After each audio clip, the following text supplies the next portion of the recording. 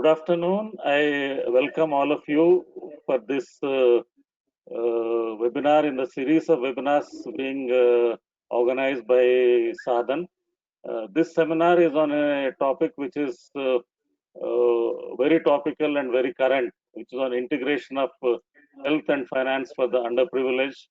And we have experts from the microfinance sector as well as development sector, and also those who are working in the public health areas. To moderate this session, we have Dr. D.S.K. Rao, who was previously with the Microcredit Summit campaign and NABARD. And I can say that he was our senior in BIRD and NABARD and guided us on many areas, and quite active in Microcredit Summit campaign, and later with the health offshoot of Microcredit Summit campaign in the Results Fund. And he was also instrumental in setting up the community of practice for health and microfinance, which is now housed in Sa-Dhan. And we have experts from the field like Rahul Mittra is a board member of Sa-Dhan and CEO of MFI located in northern part of the country. Larry Reid, formerly with the Microcredit Summit campaign. Narendranath, who heads PRADAN, the foremost of the developmental organizations in the country. And Bhai Shelly from UNICEF, which is an important organization connected with both health and development all over the world. And Dr. Mavalankar from the Indian Institute of Public Health, Gandhinagar, because this is an area of, we are looking at an issue of public health for all of us. So now I request Dr. D.S.K. Rao to take this webinar forward and as a moderator, I leave it to his, what we can say, because I have seen him moderating sessions for the last 3 decades. I am quite sure that he can take this webinar forward. Thank you. Dr. Rao. Yeah. Thank you, Satish. Thank you. Thank you very much, Satish.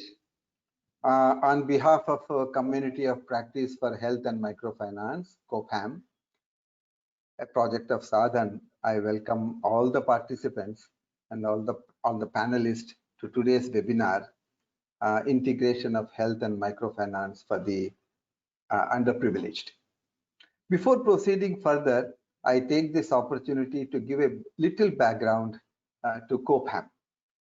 See, in the first decade of this millennium, 2000 to 2010, our country witnessed a massive growth of microfinance, and there was a phenomenal increase in the outreach of microfinance clients during this period, 2000 to 2010. In those days, many microfinance institutions believed that providing small amounts of loan to poor women would work like a magic wand and then lift them out of poverty, and everything is going to be hunky-dory if you provide them credit. I remember even Professor Muhammad Yunus, Nobel laureate, used to so eloquently narrate how the $27 loan, his first micro loan, changed the lives of 42 poor Bangladeshi women. But slowly, as the sector matured and experience gained, practitioners started realizing that mitigating poverty is not all that simple, and poor do lack access to finance. That's a very big impediment. But along with finance, they also have several other disadvantages, like lack of access to quality education and health and information at affordable cost and all those things. So slowly realizing that microfinance alone is not adequate, many practitioners started diversifying, adding non-financial services, particularly health. They started working in promoting health. By promoting health by providing clients and the community about education, how to prevent diseases, and they started conducting a lot of health camps. And some of the big players like Bandhan Bank, then SKDRDP, then Cashport, they promoted thousands of health volunteers for spreading the messages, giving education about prevention of diseases, and also making available simple health products and services to the poor people. So in this context, when microfinance institutions started showing interest in health, in this context, Community of Health and Microfinance COPAM was promoted by Results Educational Fund as a sort of a platform for all those MFIs promoting health or interested to promote health to come together to share and learn from each other's experiences. And along with MFIs, several health players, health NGOs, health entrepreneurs, health researchers also joined COPAM and facilitated a sort of a cross-sectoral experiences. So the COPAM, which was initiated by Results Educational Fund, to which I belonged, is now transferred to Sa-Dhan, and it is now managed by Sa-Dhan as a sort of one of the important projects. Coming to today's webinar, as you are all aware, COVID-19 has become a mega global crisis impacting normal life and normal business throughout the world, and our country is no exception. Fortunately, India was a late starter. We started late, but right now it is spreading, in full swing. And what started as a pandemic in the cities and metros is now spreading to district towns, and there's a fear that it may even spread to villages where bulk of our clients are living. So this is the kind of fear in which we are all living presently, and it has affected the normal life throughout the world, and microfinance sector is no exception. We are also affected. Group meetings are not being held properly, and businesses have come down. Repaying capacity of clients has come down, and the top of it, microfinance institutions are facing the moratorium, and these things have severely affected their liquidity. So in today's webinar, we will be discussing most of these issues. What steps MFIs are taking to educate to keep their clients and to keep their staff safe during the pandemic. And we will be discussing, has the pandemic encouraged MFIs to give a digital push to their operations? And today's webinar, we will also be seeing whether the pandemic has encouraged the microfinance institutions to look at some newer business opportunities for their clients. So these are some of the issues which we'll be discussing today, and I'm sure all of you are impatiently waiting to hear from the expert panel. And without much ado, I invite the first speaker of today's webinar, Mr. Larry Deet. Larry, please. Thank you, DSK, and great to be working with you again. I bring you greetings from the United States, which is having its own struggles with the pandemic. So we are watching how other countries are doing it better than we are and trying to learn from all of you. I have a PowerPoint, so if Chandan, if we can put that up. There we go. So on the integration of health and microfinance, let's go to the next slide. DSK and I were at the beginning of the year, we're compiling the total number of microfinance clients worldwide. And so if we can go to the next slide, I'll show you what we found.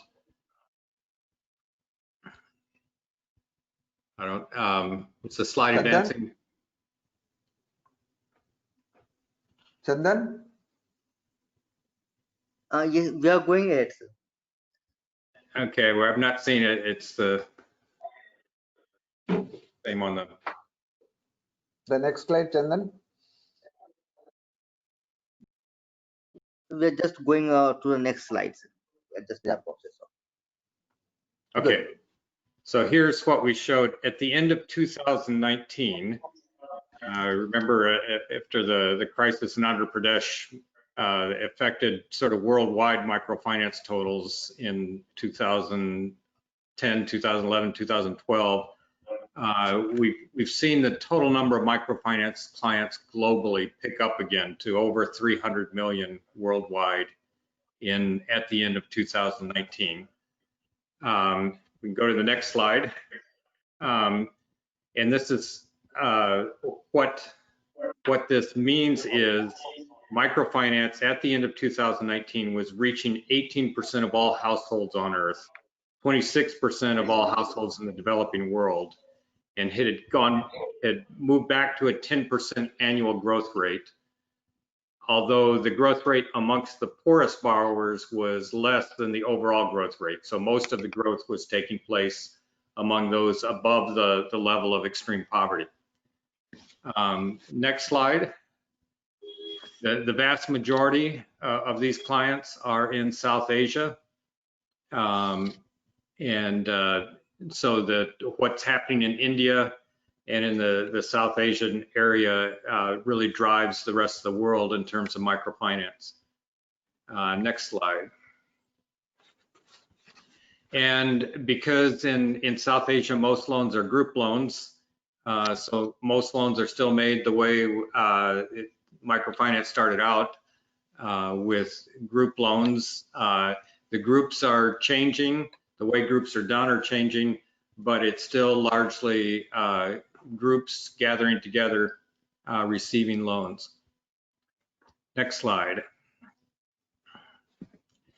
So we had this system of people borrowing meeting together on a regular basis, either weekly, monthly, fortnightly, and then along comes this virus that gets spread by people being in contact with each other.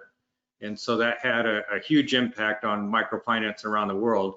DSK and I also did a survey then of microfinance institutions to see how they were responding to the virus. And here's what we found. Next slide.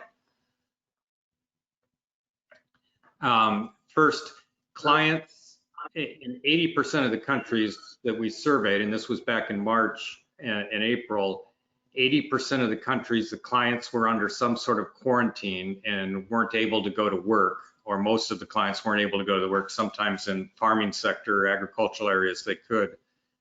And in 76% of the clients worldwide were in countries where the government had instituted some form of payment holiday, so that microfinance institutions were receiving much less in payments than they had before.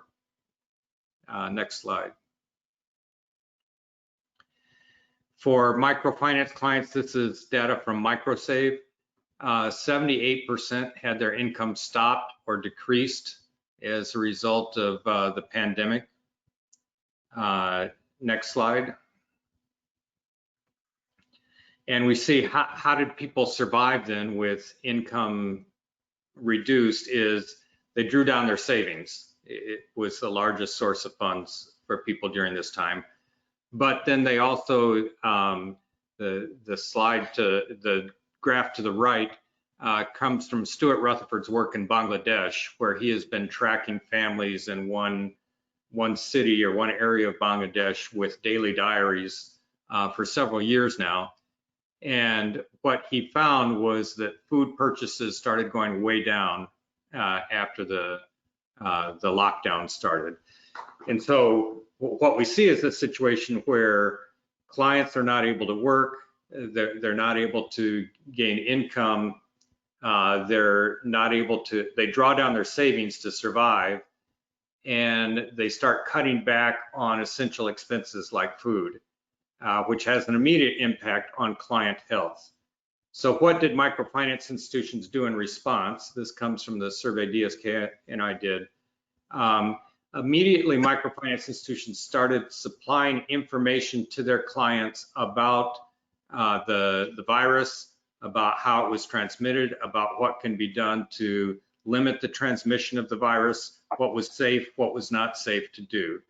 Microfinance institutions also began changing their meeting structures, either suspended meetings, started moving digitally with their meetings, held meetings much less frequently, smaller numbers of people gathering together.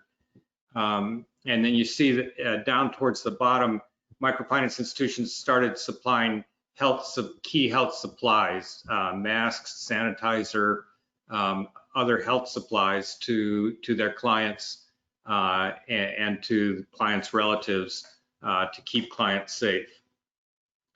Next slide. So the critical role we see of microfinance institutions during this lockdown, again, going back to the numbers, microfinance institutions covering 25% of all households in the developing world, probably a greater percentage of that in India specifically. Microfinance had a distribution system with regular contact with people throughout the country. And often it was microfinance institutions that were the first ones providing direct information to people about the virus, about how it was contracted, about what people could do to stay safe. In India and other countries, microfinance institutions were out there with health supplies very early on. Many institutions found the need for organizing and supplying groceries when supply chains were disrupted or when people couldn't afford to pay for their food. Savings withdrawals, the government declared microfinance institutions in many countries to be an essential business so that they could keep open so that people could have access to their savings during the lockdowns. Also for clients to know how the markets were changing, where they could buy certain items, supplies that they needed, what new business opportunities there might be. A key role we found for microfinance institutions globally was advocating for the informal sector. Now in India, the government is fairly sensitive to the informal sector and the needs that are there. In other countries, not so much. And we found the government policies often overlooked the informal sector. They addressed the needs of people who were employed, and then they addressed the needs of people receiving government aid. But the people in between working in the informal sector often got left out. And so it was microfinance institutions that actually met with government officials to make sure that this sector was included in government plans. And in the case of South Africa, there was a direct link to the cabinet between the Microfinance Association and the cabinet of the national government, so that when the government instituted a policy, microfinance institutions would immediately get back to say, this is working, this is not working, you need to change this in order to make sure that clients were able to operate or to get access to supplies that the government was offering. Emergency lending happened during this time, the need for finance to take care of family health needs and other needs. Microfinance institutions supplied that. Training in how to adjust. Many of you offered training in how to make masks and hand sanitizer so that your clients found new business opportunities. And then 1 minute, capital for sorry? 1 minute. 1 minute, okay. Capital for restarting businesses was another thing that you've done. So next slide, last slide here. So first thing I want to say to the microfinance institutions is congratulations for the quick response, for seeing the needs, seeing how healthcare and income and access to finance were so tightly intertwined during this emergency. In fact, in this emergency, everyone saw this connection between health and financial services. People needed financial services to continue to be able to buy food, to continue to stay healthy, but they also needed information about health. They needed health supplies, they needed training, and microfinance institutions quickly adapted and provided that.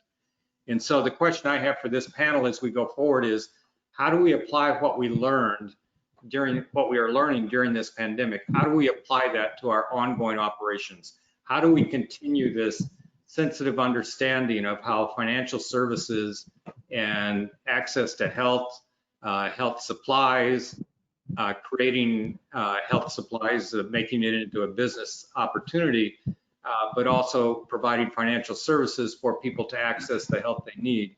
How do we continue that as we ease out of lockdowns and move forward into the new normal of life after coronavirus? Good. Thank you, Larry.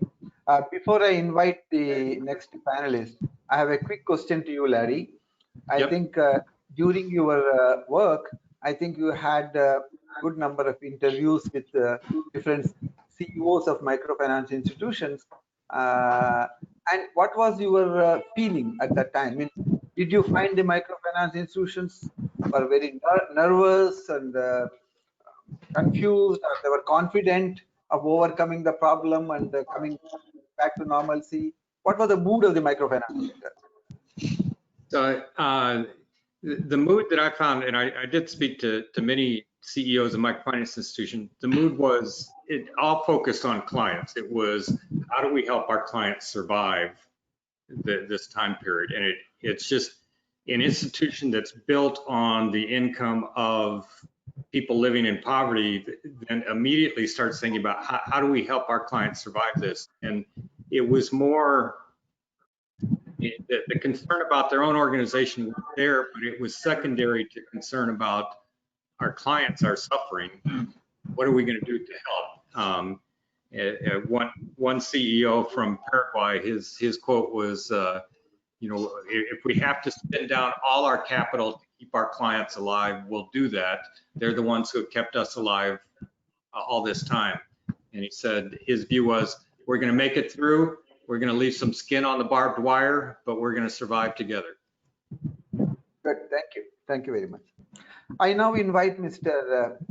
Rahul Mittra from Margdarshak Financial Services. Mr. Rahul. Yeah, thank you, Mr. Rao. Dileep? Yeah, am I audible? Yes. Sorry.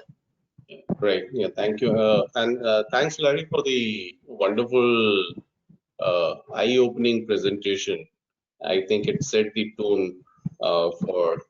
So, Margdarshak primarily is operating in the northern part of the country, wherein 80% of our business is spread in UP and Bihar, which are the two largest and the most backward states of the country. So in the lockdown, I was just reading somewhere today morning, in January, Corona was there in China and nowhere else. And in February, it was there in the country, but not in the states. March, it was there in the states, not in the districts. And June, it is there in the districts and knocking at our doors. So, what looked like some disaster which is happening somewhere else is now happening next door to each one of us. As an institution, our first response was to look at the safety of the employees, the safety of the customers, and then also look at the aspects of business continuity. Fortunately, the two states in which we work had a lot of inward migration from the other metro cities like Bombay, Delhi, and everything. And initially, and even as we speak, we've not been amongst the top 5 or top 6 of the corona affected regions. So despite the kind of population that is there in these two states, the kind of health infrastructure that is there in these two states, I think we are very fortunate with the kind of numbers that we are seeing in these in UP and Bihar, particularly in the semi-rural and the rural areas.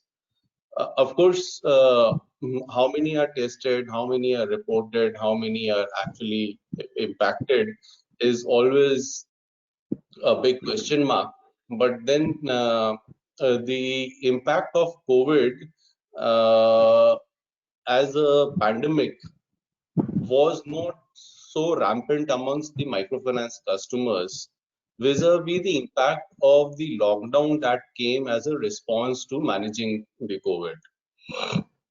What really hurt the clients was the lack of the closure of businesses, scaling down of businesses, the lack of mobility to carry out their businesses, and most importantly, a large segment of microfinance families are they work on daily cash flows. You know, they don't have cash flows which can carry them for all of us. We would be having cash flows of 6 months, 7 months. We'll be able to survive if there is no income. But most of the microfinance borrowers, their families would perhaps have cash flows of three days, 1 week, 10 days, and live from one sale to next sale. So that was this. The first response that Margdarshak undertook was to ensure that all the employees are safe, and then run a very aggressive communication campaign amongst our customers to educate them on what COVID is, what are the precautions to be taken, how do you build your, in the initial days, I still remember nobody was sure whether it, how do you get away with it? Do you build your immunities or do you treat it? So whatever information was being made available by the government, the purpose that we served was to gather the information and put the information into the hands of customers, not once a day, but twice a day, thrice a day, take them on calls, educate them, send them videos on how to prevent disease and everything. So that educate was the first response that we took up. The second was how do we, since the lockdown brought a great economic stress to the microfinance customers, for us as a responsible business and as a social enterprise, it was more important to understand how do we not contribute to the stress that the borrowers already have.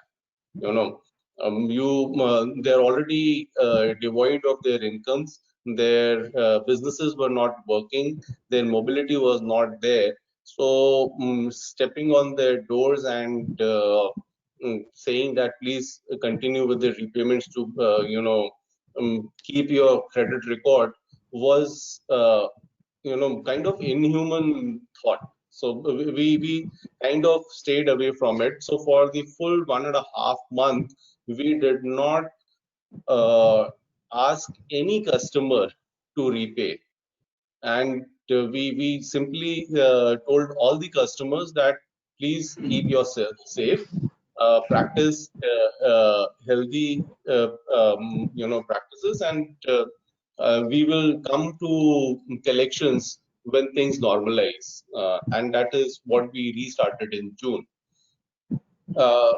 Mr. Rao, you asked me about the moratorium. How many took and how we are managing our liquidity.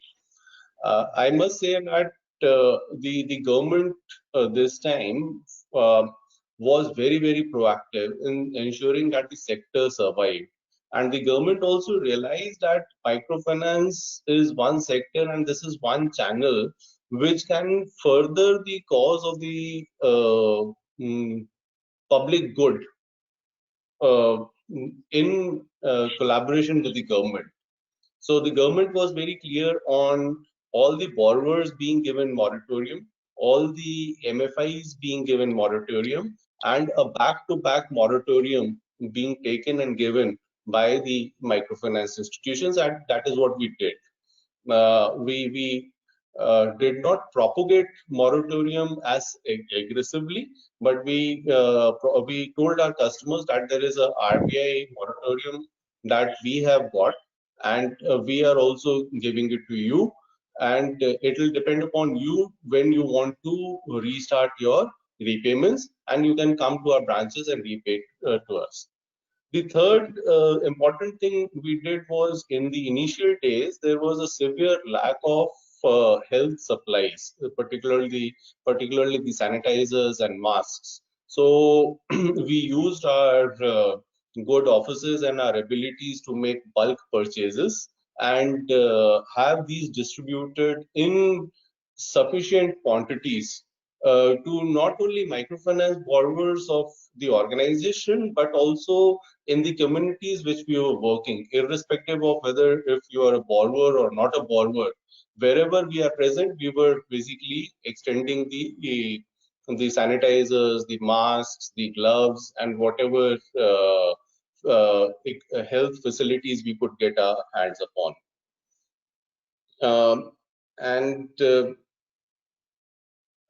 I think we are working with a belief that this too shall pass, and it has given us a new direction and a new way of doing things.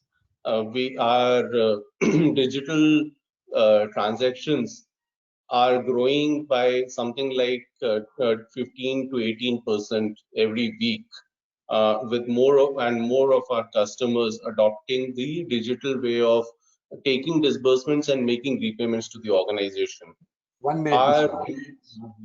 Our interaction with the customers is now getting more deepened by using, video interactions, video-based interaction platforms, wherein customers are able to interact directly with the superiors of the organization. And we have, in fact, now rolled out health insurance. There are a lot of Margdarshak customers who did not have health insurance. So we tied up with the health insurance companies, and as a reward to customers, we have started giving them health insurance from the balance sheet of the organization itself. The members need not pay the premium of the health insurance. And it is not only for the customers that we are giving. We are giving health insurance for their children also, and their spouse also. So the full family is being covered in that health insurance, which we think is a major expense that will come up for them in very near future. And if they've got insurance to cover this thing, then we'll be able to prevent a major economic slump amongst them. So Mr. these Rahul, are some of the steps that in the Q&A session. Thank you very much. Yeah. Thank you. Yeah, thank you. Professor Mavalankar. Thank you very much. I must thank Sa-Dhan and Coham for inviting me to this very interesting webinar. It was very heartening to know how microfinance helped in this major public health crisis to the people who are in the most poorer sections of the community. And that is what we were, as public health people, wondering what must these people be doing who are hand to mouth, so to say, in the community. What I was requested to talk about little bit is this pandemic and what Gujarat government did, what Ahmedabad city government did, and how the situation in Gujarat is somewhat better than other places. And how will it sort of roll out, and what are some of the opportunities for future microfinance work? So first of all, the epidemic in Gujarat started with few imported cases from foreign countries which arrived in Ahmedabad, and that is the only major airport, and some by road from Bombay, etc. And they started in the upper middle class communities of the city, along with some imported cases from Delhi in the middle of April. That really started, and those cases were then started spreading in the very central part. The earlier foreign imported cases were in richer neighborhoods, few cases and their family members. whereas the later on cases started happening in the central city, which is what is called as the walled city, which is very congested, not really slums, but poor middle class, lower middle class people staying. And several hundred cases a day, new cases were being reported. It hit a maximum peak in about April and early May, where there were about 330 cases per day happening. Of course, that time the testing was also limited. Along with that, testing also was ramped up in June and July. And now what we see in Ahmedabad city, that the cases have dropped down to 150 or so per day. And the cases in the central city have almost stopped to a trickle. There are happening, but very few. But in the newer areas, the western Ahmedabad, the northern, southern, eastern Ahmedabad, they are spreading and gradually going down. About deaths also, there used to be days where 30, 25 deaths a day due to COVID, which are now declined to about only 5 deaths of COVID a day. Now, what did the government do? They did, of course, airport screening at the beginning, but then as the cases increased, testing of the cases, tracing of the contacts, isolation. Initially, all cases were admitted in hospitals. They set up additional 2 major public hospitals, one in state government, one in municipal government. They acquired later on, when that was not enough, private hospitals were compulsorily asked to devote 50% of their beds to COVID and handed over to municipal government. They also set up containment zones. Mobile later on, because of the lockdown, it was realized that people are not even getting regular health services besides COVID. So they started mobile health services going in the containment areas and providing basic health services as well as early diagnosis and treatment. They also set up helplines, a 104 number, single number calling helplines, and later on even home visits of the people. They also, of course, promoted nationally along with the lockdown, the sanitation measures, the masks, and the social distancing. So all of that was promoted, and the health facilities which were for routine health services, the municipal dispensaries, the municipal urban health centers, the hospitals were all converted to COVID ward. And they also took help of several NGOs, because especially during the migrant crisis, many NGOs, whatever resources they had, they started supporting various communities which were very, very difficult circumstances because of the lockdown.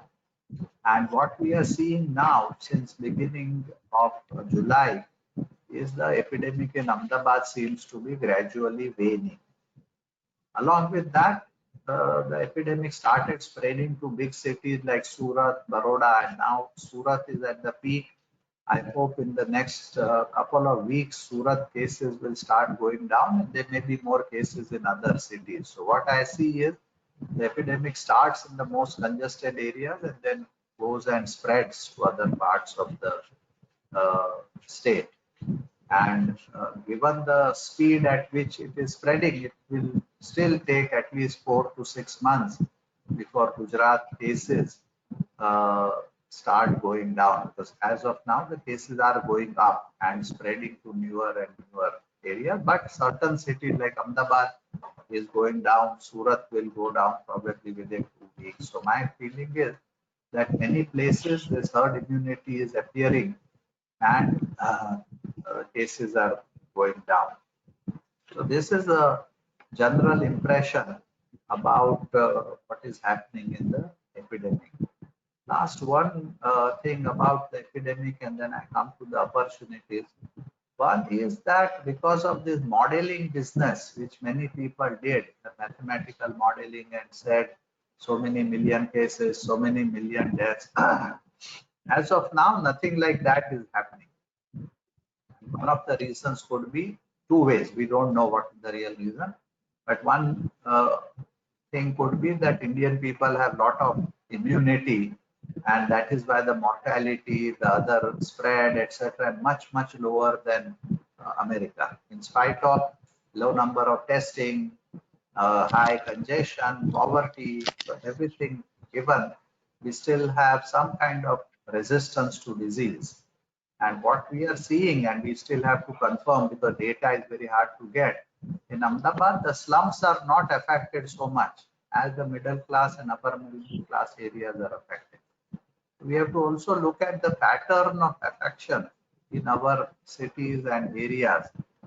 The second thing is that when a case happens in somebody's house, we have done a global literature review, what is called a secondary attack rate, which is how many other family members develop the infection. That number varies between 10 to 20%, not very high. Of course, there are some families where everybody is affected, other families only one person is affected. What it tells me is that a lot of people even within the family have resistance, because otherwise in the family nobody has social distancing, nobody uses masks, and still not everybody gets affected. So I think there are many dynamics of the community, the resistance, the immunity, which we don't understand and we need to understand. With that, let me move to what I see as opportunities. Of course, it's a terrible economic impact. Many people, if you see the suicide numbers are going up. Many people are in very difficult circumstances, loss of job, loss of income.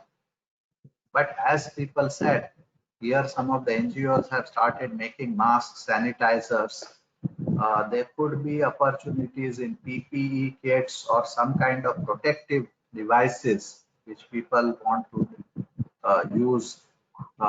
Even some of the immunity boosters, if you see the marketing people, they have been promoting many of the things to boost immunity, which is Ayurvedic and organic and other things.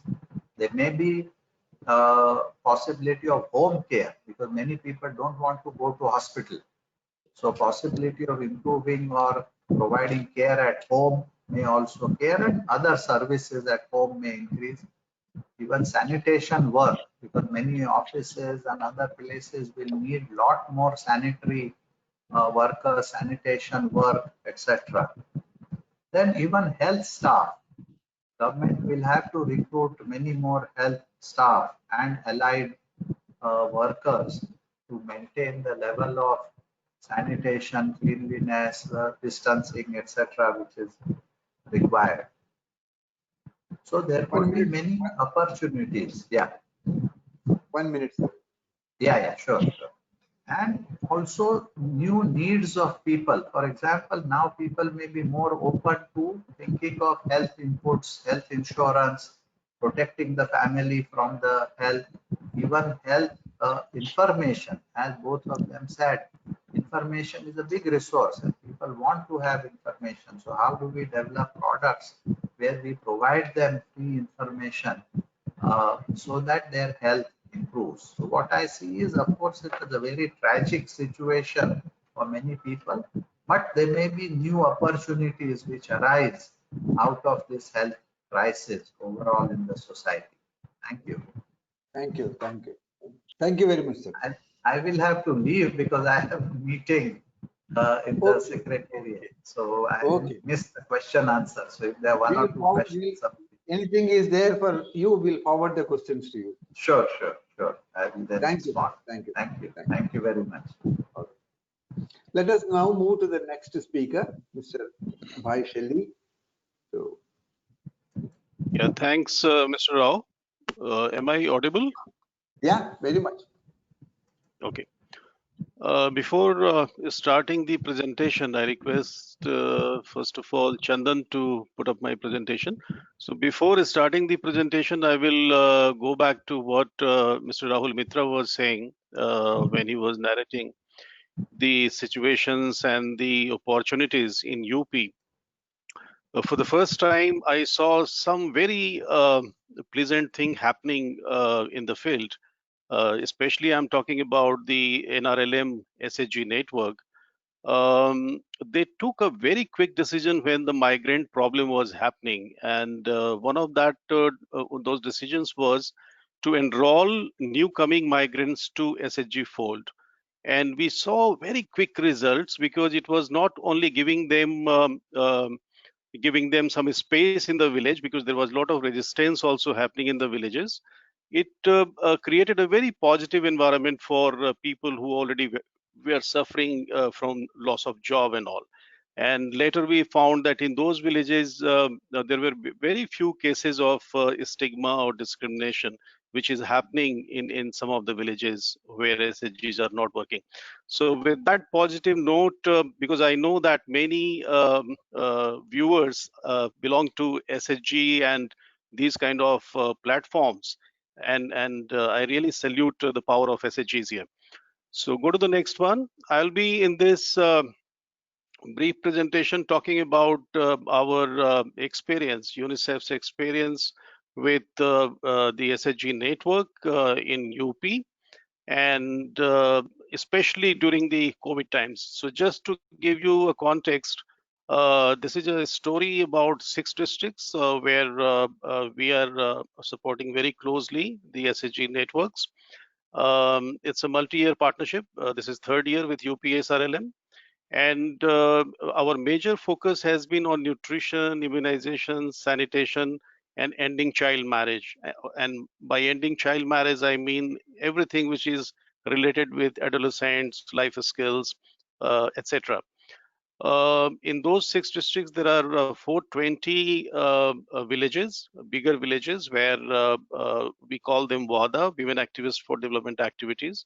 They are operating with a lot of skills training, 51,000 SHG members, and 3,31,500 SHG population that we are directly working with.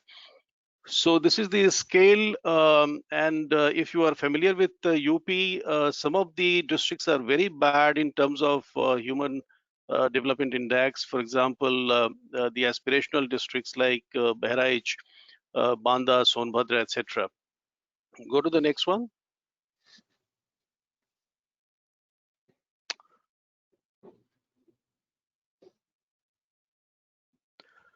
Yeah, so how do we work there? So this is just to give you a snapshot. The whole program has been designed in a way that the microfinance activities of SHGs are integrated, or this particular intervention is integrated with the microfinance activities. So every fortnight there is session at the SHG level in which the trained WADA Sakhi participates, and they have been given a lot of infotainment tools, I would call. You are seeing some of them in the visuals which they use. The focus is not only behavior change, it's more than that. So our major focus is on triggering individual and collective actions, because as we are aware about our rural landscape, there are many factors which play behind any health, nutrition, water, sanitation behaviors that one demonstrate. The platforms, we are not only limited to SHGs, so this experimentation is taking care of the whole ecosystem of SHGs. So starting from the blog, then cluster level, then SHGs, and so there is a whole range of capacity development program for different levels. And entitlement support is one of the most important ones, especially for families with children who are acutely malnourished. So the purpose is to bring these families into fold and increase their livelihood options so that the children are better fed.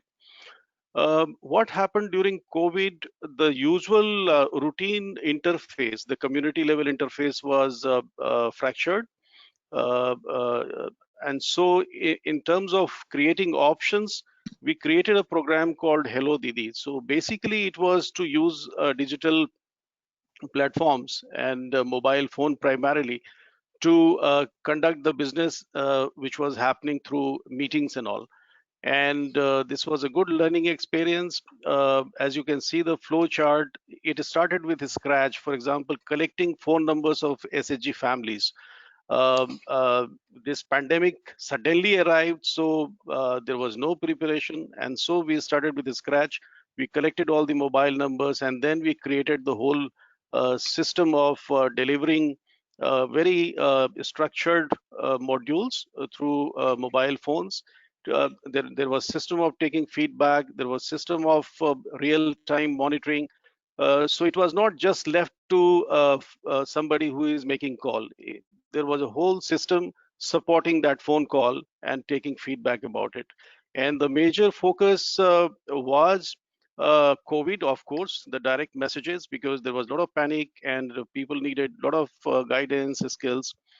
But at the same time, the focus was also on boosting immunity and mental health like topics, because we all know and we continue to see the kind of trauma that people are facing because of COVID.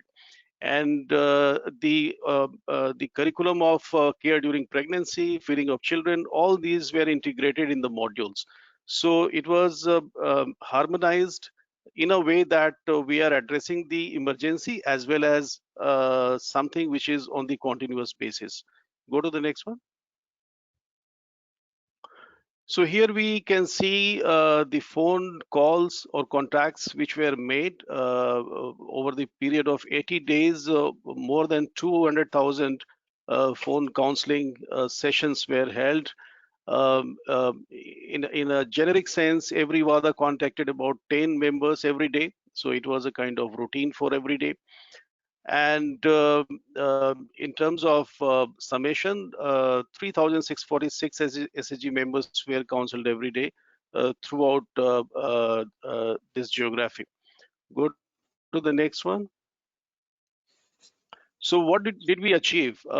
As I said, one of the major objectives was to promote use of protective preventive measures. So here I'm showing you in graph use of mask, but there are a range of other preventive measures which were promoted, and we have found very positive result. In terms of use of mask, you can see it's more than 90% in all the places where they have been visiting. And it's quite heartening to see, because in other data that we see, like UNICEF has done one Kantar study in different states, the mask use is not so high. So we can attribute this to the SHG's work, in this case. And many other indicators that you are seeing, for example, I would say 71% understood social distancing in crowded places, which is much better than other places from where we collect data. Go to the next one.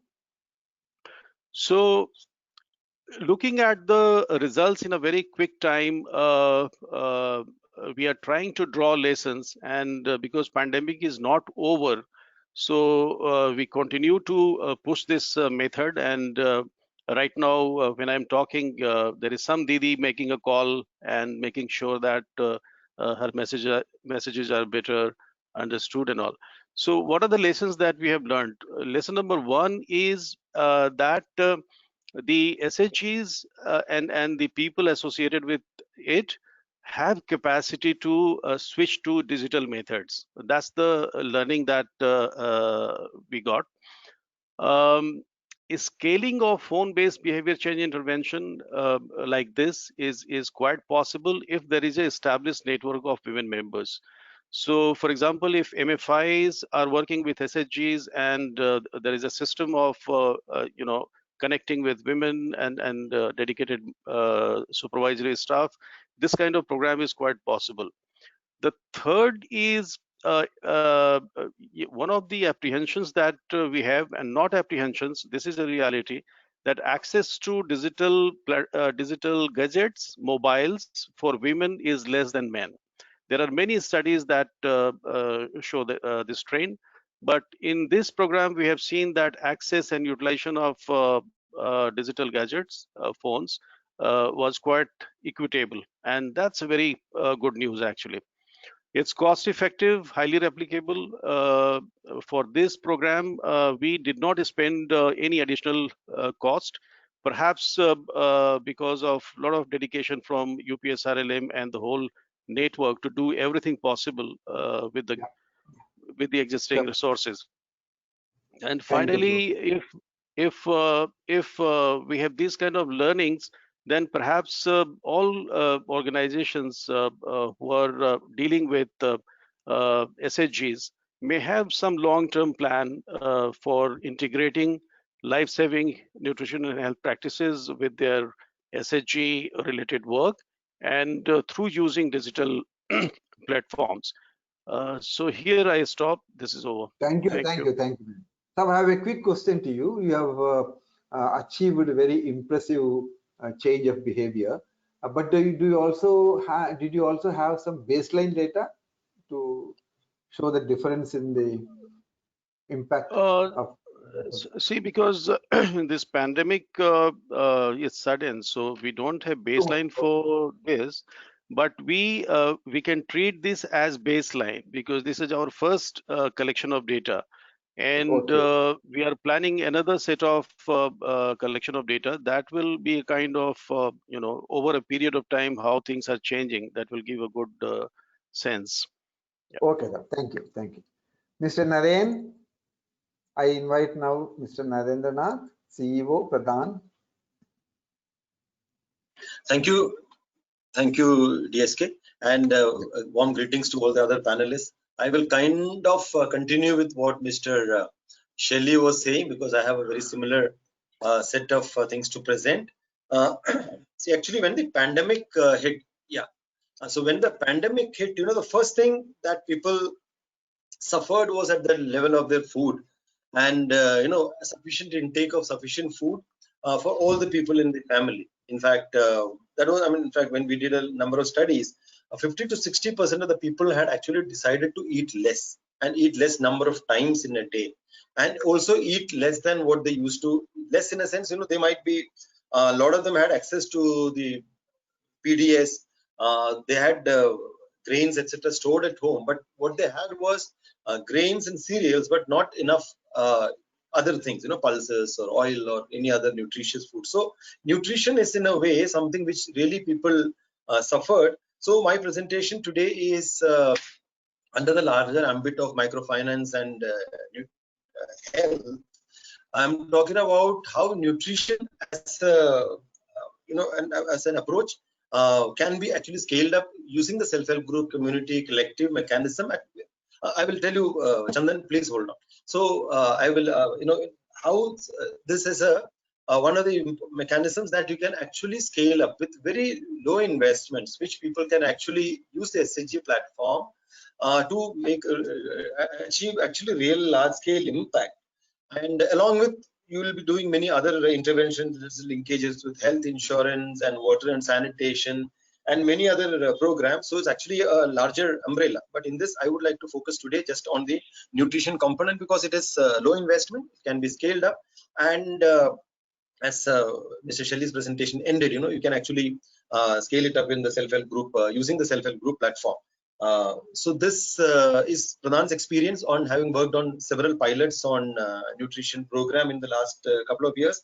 And we find that as the pandemic has kicked in and where people are suffering lack of food, even we have done a recent survey, the second round of the survey which we did, which is in the month of June, there itself, there also we get to see that people have access to cereals and grains because of the PDS system is working, but they don't have enough nutrition at home. So how can community at their own level enhance their own understanding of accessing better nutritious food and thereby improve their their own immunity at home?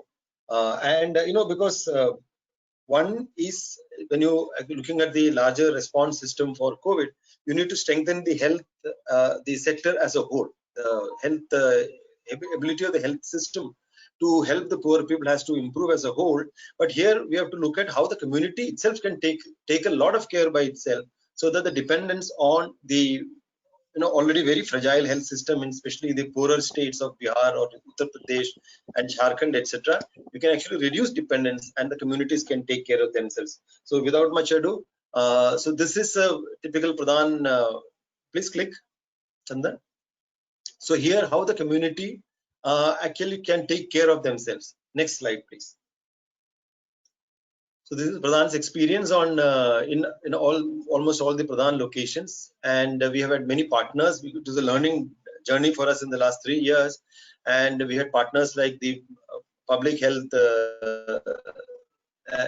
Research Network, the IKF Foundation, the Azim Premji Philanthropic Initiative, the Bill Melinda Gates Foundation, and IFPRI. So these were some of the partners who helped us, in discovering this new approach of community-based nutrition. Next, please.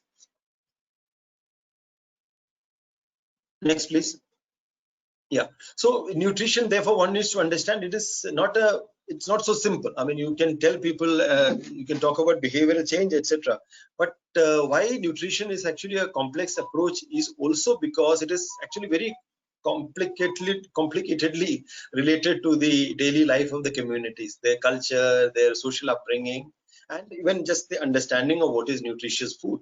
So when you're looking at multifactorial aspects of nutrition, lack of understanding itself, there are cultural aspects in their life, what is allowed, what you can eat, what you cannot eat, when your women are pregnant, some good food they're not actually allowed to have nutritious food when they're pregnant. So there are a lot of these barriers, and obviously there is discrimination regarding gender at home.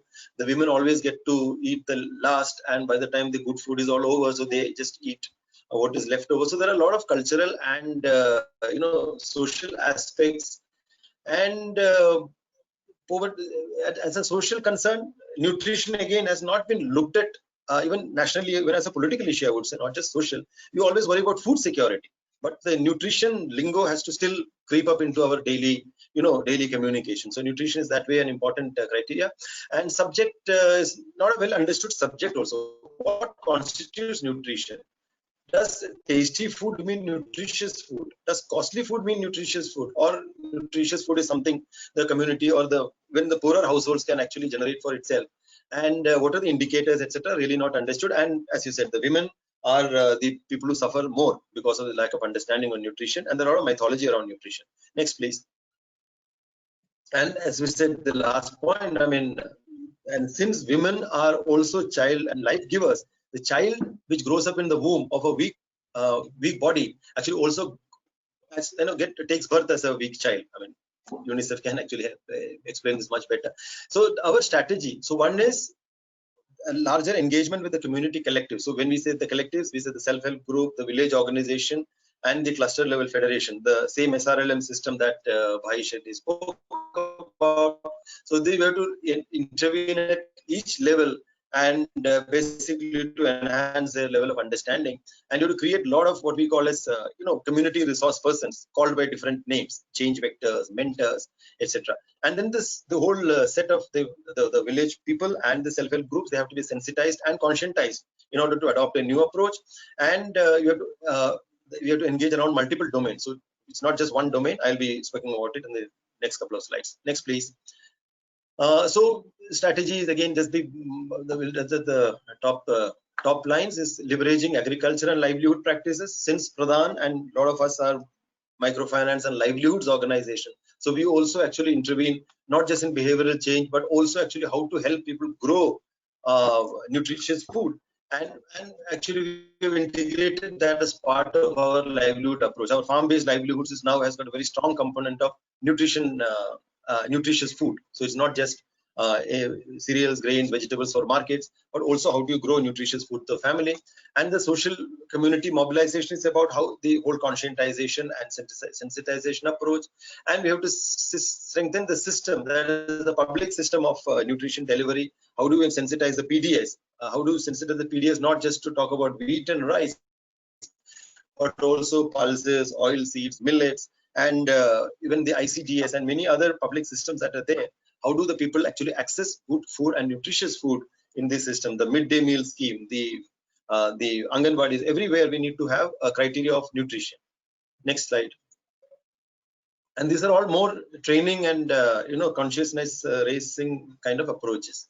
So the collective led nutrition initiative, you can see the SAG, VO, and the panchayat or the block level federations. In that we have the leave the micro print, look at the larger print, the change vectors and Ajivika subcommittee. So at the village level, we have created what you call the Ajivika Samitis. The Ajivika Samitis are actually that from the SAG members who actually look at the livelihoods as a whole. So in the livelihoods, how do you bring in the nutrition idea? And this more aware and let's say the more articulate and little more the early adopters are actually trained and the self-help group members, they're called the change vectors because they actually go out and conscientize and train more women. Similarly, there are some of the better off, in the sense more aware and more articulate women at the VO and the federation levels are trained as mentors. So so we have a cascading system. So we have the NGO, let's say PRADAN. Yeah, we'll go very fast. Yes. Achha, then we have to then the many more slides. Please go ahead. So these are the various domains of engagement. I think I've spoken about it earlier. Adequate production of nutritious food, diet diversity, and then conscientization about infant and young child feeding, care of infants, pregnant and lactating mothers, and nutrition awareness at each level, and women's empowerment in a broader sense, where the women are able to assert for themselves that we also need access to nutritious food. And the last one is about activating the functioning of the public systems, access of the public services, so the PDS, the ICDS, midday meals, etc. Please, next slide. So we'll have to move very fast. So this is the women collectives-led change process. Okay. Just some few pictures. Can you see the picture earlier? So this is how we train the community. The earlier picture, Chandan, on the nutrition gardens, etc. So these are very low investment processes. At the bottom, it's not just nutritious food; it's also actually safe food because we're using organic manure and locally village created various farm fertilizers. So it's safe food, at the same time it's also nutritious food. And then there is these circular formations, we call them as nutri gardens. So each of these sectors are allotted for different kinds of food, and then you can see the pictures of very lush green Rest we can cover in the Q&A session. Yeah, so can I just go? So please go ahead. You can keep going. Yes. So these are some pictures. Yeah, please go ahead. We'll just go to the last. Just please go ahead. Chandan, please move it. I can cover this later if you want. Yeah, please go ahead. So these are all, I think, some things I've so the impact, just the earlier slide. So just the impact slide, please. The one before. So here we can, yeah. So you can see that because of the various, these are some the green column is some of the locations where we did the study, but the overall you can see the institutional delivery has gone up. Now they have started consuming teen rangon ka khana, basically the tiranga, we call it, the tricolor food, that's white, green and orange. So these are three color food is become part of the lingo of the people, and the improved services from the various public systems have also gone up. There is increase in birth weight and the child, this thing, increased mobility for women. Now the less sickness of women is this thing. So there are similar, very large number of positive impacts of this kind. I will, Chandan, please go to the next and the next. So I will stop here and I can take questions. Yeah. Chandan? Thank you. Please close. Yeah. Chandan? Yes, sir. I have not been able to locate the chat box. So are there any questions? Yeah, I'm just sharing. Okay.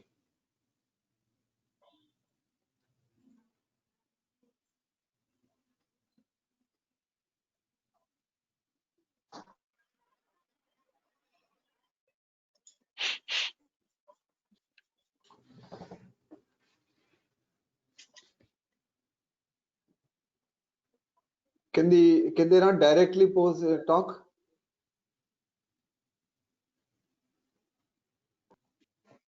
I could ask a question, Mr. Bhai. Yeah. Please go ahead, Larry. Yes. With your phone-based system, I found it very interesting, fascinating to see how much behavior change you could get through that system. My question is, did you find that there were any people left out? So were people at lower ends of poverty not able to access the system as well as people higher up the ladder? Actually, by and large, we had access to all the villages where SHGs were operating. But yes, you are right, because we have some experience that we gathered the phone number, but after 1 or 2 days calls, there was discontinuation and all. And later we realized that the phone is being used in the family. There was just one phone being used also for the online classes of students, children. So that's a reasonable reason for this disruption.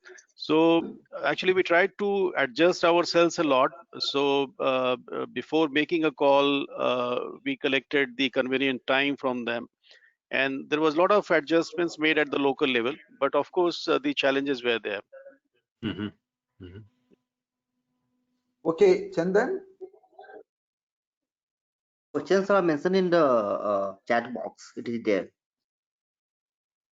Why don't you read them out? Okay. I will, Dr. Rao, I will read out the questions. Are you able to hear me? Do. Yes, please do, because I'm not able to. The first question is that what will be the strategy of MFIs to undertake common health sensitization programs in this pandemic situation? Okay. I think open to all the panelists.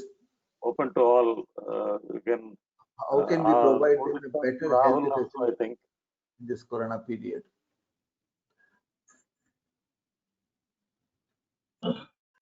Yeah, I think. Sorry. Go ahead, sir. Go ahead.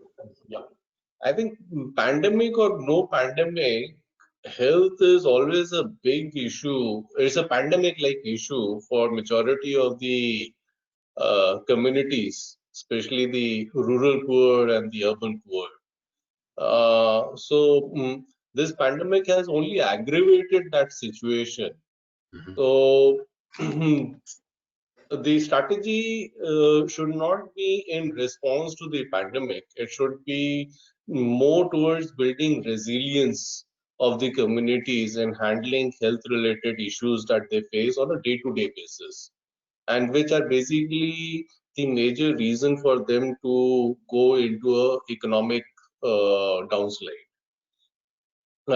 We have been doing a combination of factors like enabling access to the government schemes, the government programs, subsidies, including social security program, collaborating with health service providing organizations in creating access to healthcare services, and underlying this is the education about good health practices combined with social security products. So this has to be a continuous effort and a continuous strategy, because it's not a small task. It can't be done in one generation, of course. And also to add to what Mr. Rahul was mentioning, I find the Hello Didi approach to be perhaps the most effective, most cost-effective, easy to implement, and the people to access. I think that's a very, very good approach, where the people could be advised as to if you have any symptoms and where to look for testing and where to go for testing and whether to go for testing or not. I think a lot of information could be can be delivered through that Hello Didi approach. That sounds very impressive. Yeah, I would say, Mr. Yeah, please, Larry. I would just say, this is an opportunity for Sa-Dhan and COPAM going forward I think now that you've seen how microfinance groups and self-help supporting organizations have responded, how can you gather that learning and develop programs that spread across the community? How can Hello Didi be implemented by many other organizations? How can this nutrition training, which is going to be an ongoing need, it's not just a pandemic need, it's a continual need. It's not a big investment, but it's a huge return. What can Sa-Dhan do to help health authorities, health funders understand this is a distribution system that works, that reaches everywhere. It's proven itself in the pandemic. How can we carry this forward? True. I just wanted to add, Mr. Rao, in this. You know, if you pick up example of SAM children, severely acute malnourished children, Yeah. then there is a whole lot of system between health and ICDS to detect these kind of children in the community. And then there is protocol for treatment or counseling. But the slippage happens when the child is in the community and the providers try to cover the family through VHSND or through other means. And we have seen many slippages happening there. And their SHGs can play a lot of role. Like if we see it from clinical perspective, after a child is detected, the family needs constant dose of counseling and communication from someone who is not a health service provider, someone who is more close to them, you know, like a family member. So there the approach like Hello Didi, phone-based counseling, reminders, you know, can be designed in a way that the health system is supported by the networks that we already have. I think Narendranath would have similar experience in their areas. And also, I mean, I have noticed, I have seen. Yeah, Naren, please. So I have seen, just saying that approach by spoke about several. severe and acute malnutrition. Yeah, so in my own presentation, I skipped those slides. Actually, there were references to the SAM issue and how the ICDS can be. End of the day, the issue is, as you were saying, the Hello Didi is a wonderful program and it has got a space of its own. It's more centralized and more expert based. Here you can actually create a lot of community based experts. And I think MFIs in their daily interaction with the in the clients, in their group meeting, it's possible. There are tools, there are techniques available in which this nutrition related, acute malnutrition related messages can be given. And you can actually create the center leaders or let's say more articulate group members as change agents, and they can actually help each other in the village. So you can actually create Hello Didis in the village, and you can also have Hello Didis. So you can look at multiple levels of creating this informed.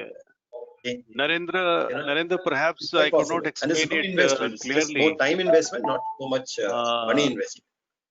Yeah, because this Hello Didi program is through the Vada Sakhis who are in the community. So they are SHG's women. It's not a IVRS call. It's not going from Lucknow. So we are training Vada Sakhi and further they are running the program. So it's community based. Yeah. Dr. Rao, I think the next question is also take. So we're saying the same. We have to create a. Picking off from the earlier question, what it says is that health, especially preventive health, is not a priority for the poor. How can we make it a higher priority for them? Yeah, I think let me share some experience of mine. Now, for several years, we have implemented through microfinance institutions health education on different health topics. It is true that the poor generally, keep seeking any health this thing as a last priority, and they have many other problems. But the moment we educate them that so many of these diseases could be prevented easily and cost effectively by observing some simple procedures, they take it up. So we had very interesting program of preventing non-communicable diseases how to prevent blood pressure, how to prevent blood sugar, how to prevent heart attacks. So this module was, what are the do's and don'ts, and we found very, very impressive behavioral change in that. I think if the education is participatory and education is delivered in groups, the learning comes much better, and it's not very difficult to make the poor understand the importance of health. And see, we used to have one simple case study. One lady, she had a child, and the child developed diarrhea, and she had to spend so much for going to the hospital, losing wages, and then treating the child. Totally, she had to spend about 3,500 rupees. Whereas if she knew that ORS is something which is available so easily, if it was given to the child, probably this expenditure was not necessary. So this kind of education helps them to understand that yes, it is important and it is doable with a little effort. So I think proper education explaining the importance of health, and also that it could be implemented easily, would go a long way. Some of these simple case studies are very convincing to the poor people. May I add something here, Dr. Rao? Yeah, please. Yeah, I fully agree with you because it's, in many experiences, we have seen positive changes happening. And in UP, we started a program called Dastak. It's a Department of Health program supported by UNICEF and other partners. And starting with 7 districts, now it is in the entire state, 75 districts. And in this program, the preventive measures like drinking water or the other hygiene, sanitation, protection from mosquito, and those kind of things are involved for all the vector-borne diseases. And there are very high significant results. And it's not only because health education only. Health education is just one component, but as a strategy, all the departments, like there are 12, 13 departments, including agriculture, animal husbandry, fishery, all those who are responsible to provide services in the community. So when the campaign happens, all these departments, line departments and their functionaries are visible in the community and taking actions. And so it goes hand in hand. So reaching out to people, house to house visits, along with services and corrections of services in the community. Yeah. Thank you. Okay. Another question was on how was the credit absorption of the poor during the pandemic period? Probably Rahul can answer that. Yeah, probably there was no disbursements. No, there were no takers also. A lot of our borrowers refused any additional loan during this period. They said that we don't want to create additional debt burden because we don't have any opportunities of deploying that money right now. So as and when the opportunity arises, we will take it. But I think, of course, disbursements were not there, but wherever they were, we didn't find many takers for additional loans amongst the existing microfinance customers. I believe very few organizations went in for expansion or acquiring new customers during this period until I think it will be another 2 months before you start seeing the numbers growing back in terms of expansion and acquisition of new customers. Thank you. If there are no more, Dr. Rao, I think other questions are only some sort of a repeat of the earlier questions. So now you can just a half a line, just wind up with any closing remarks by each of them. Yeah. At the outset, let me thank the eminent speakers, and we had a very interesting session. To begin with, Larry, who shared about the global picture of microfinance and its growth, and how MFIs are responding to the pandemic.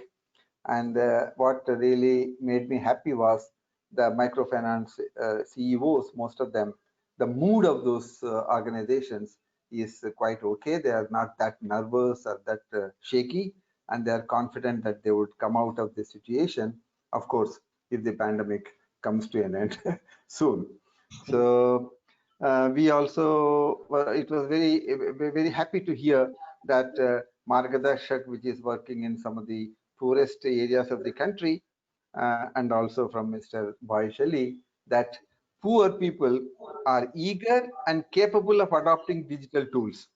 Hello Didi type of approaches are very cost effective, easily implementable, and I sincerely hope many MFIs will come forward to adopt this kind of remote education through telephony. I think this is a very good development which hopefully many MFIs could adopt. Professor Mavalankar shared with us some of the interesting business opportunities, particularly in the urban areas, providing home nursing care. And this is a very useful development. And many of these poor people could be trained to become home nurses, for which there is a huge demand in the urban and peri-urban areas.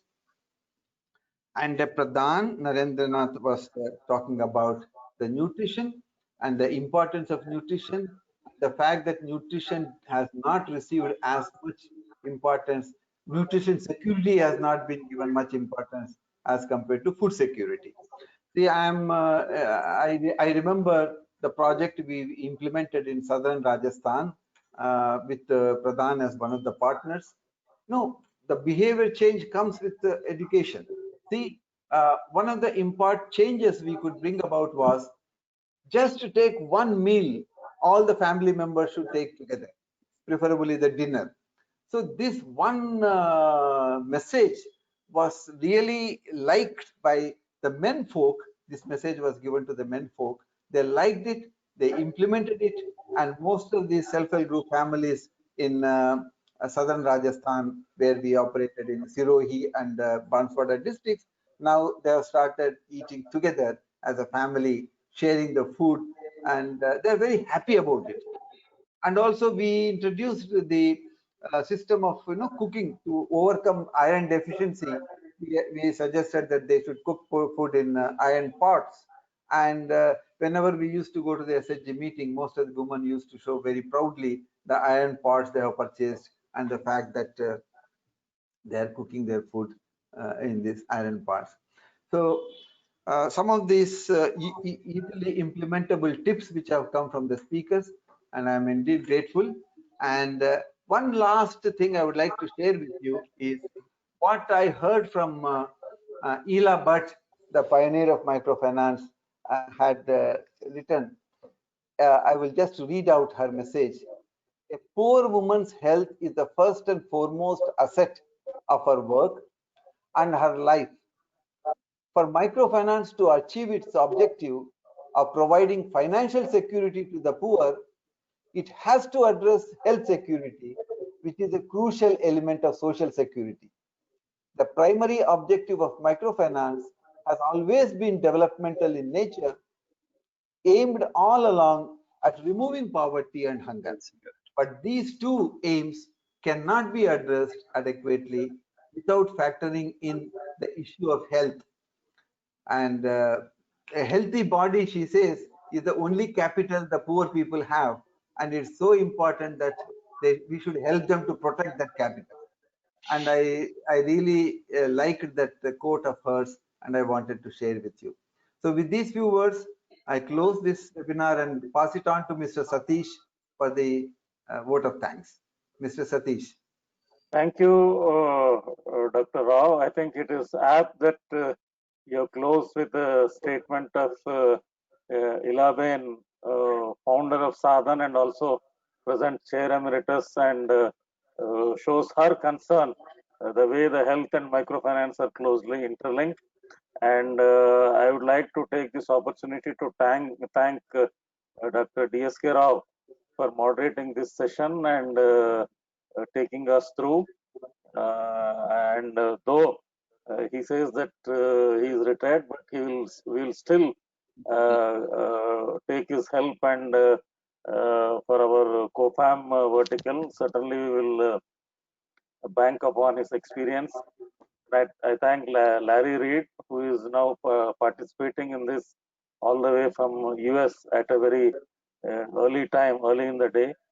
Then Rahul Mittra, CEO Margdarshak and Sa-Dhan board member, for giving us important insights into how an MFI can really take up the health related issues. Dr. Mavalankar, who spoke about the way the public health sector is helping in this pandemic and also integrating with an entire health systems.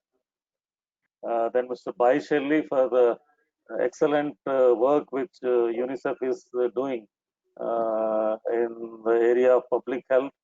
And of course, Dr. Narendranath, who told about the PRADAN's work in the health and the nutrition sectors. And I can say that we got a lot of input from the various facets of health and microfinance for the furthering the work of COFAM. I think some of these things we will strive to take forward through our member institutions, which are both MFIs, SHG promoting institutions, as well as developmental NGOs.